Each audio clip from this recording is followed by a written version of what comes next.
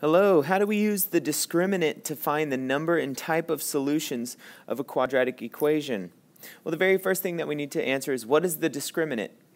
Well, let's think back. What is the quadratic formula? The quadratic formula is x equals the opposite of b plus or minus the square root of b squared minus 4ac all over 2a. That is the quadratic formula. The discriminant is this part inside the quadratic formula, b squared minus 4ac. All right, and we use this b squared minus 4ac to determine the number of and type of solutions to a quadratic equation. Let me show you that with a table.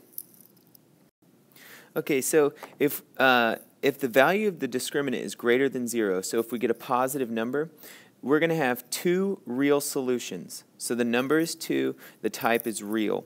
What that means, remember that a solution is just an x-intercept. So this quadratic would have two x-intercepts. And that was a pretty bad graph of a quadratic. But yeah, these are the solutions right here where these pink dots are going.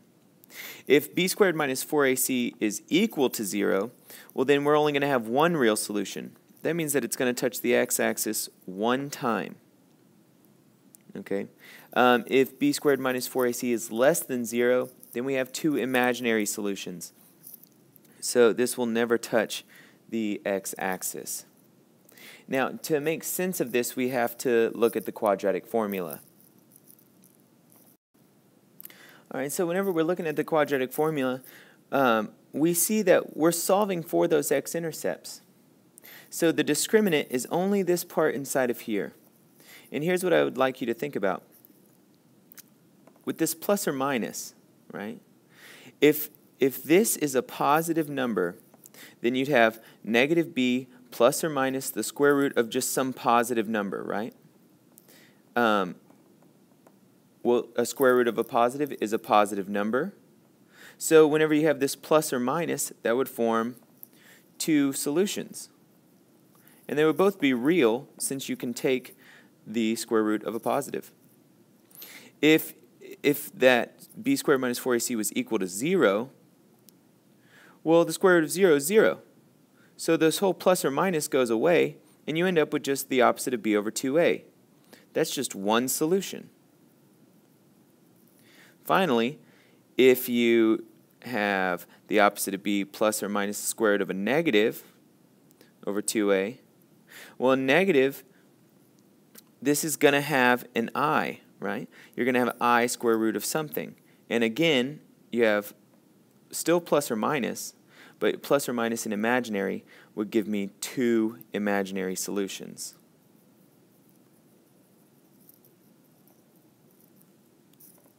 I don't know what happened with this y. Here we go. All right. So let's try it out. We're going to find the discriminant of the quadratic equation and give the number and type of solutions. So here we have three equations that only vary in their c.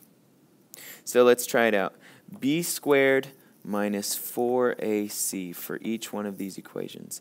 That would be b squared is negative 8 squared minus 4 times a. What's a in this equation?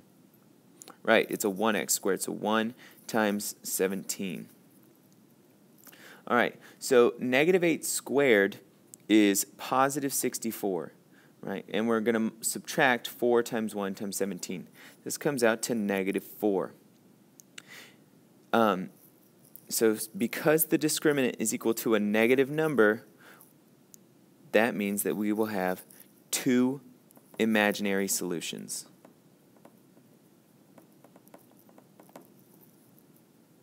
All right, and then next we have the same. Let's go ahead and negative 8 squared, let's just write that as 64 minus 4 times 1 times 16. Well, this comes out to equal 0. Since the discriminant is equal to 0, we will have one real solution.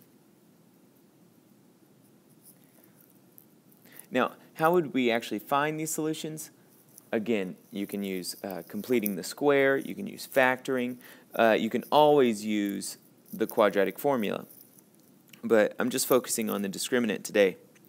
Here we have 64 minus 4 times 1 times 15. Well, this comes out to a positive 4.